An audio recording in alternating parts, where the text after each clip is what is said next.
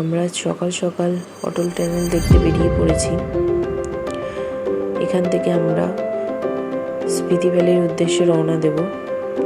ওই দূরে অটল টানেল দেখতে পাওয়া যাচ্ছে। এখানে আমরা একটা ব্রিজের উপর ঘুরছিলাম। সেই ব্রিজের তলা দিয়েই নদীটি বয়ে চলেছে। ব্রিজের উপর প্রচন্ড হাওয়া দিচ্ছিল আর তেমনি ঠান্ডা। যেহেতু সকাল সকাল বেরিয়ে পড়েছি, তাই আমাদের ব্রেকফাস্টটাও সারা হয়নি। সেই জন্য এখানে একটা রেস্টুরেন্টে আমরা একটু চা, ম্যাগি এইসব ব্রেকফাস্ট করে নিলাম।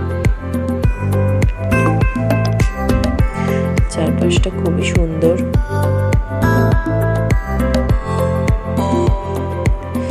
রেস্টুরেন্টের উপর থেকে চারপাশে প্রকৃতিটা অপূর্ব লাগছিল।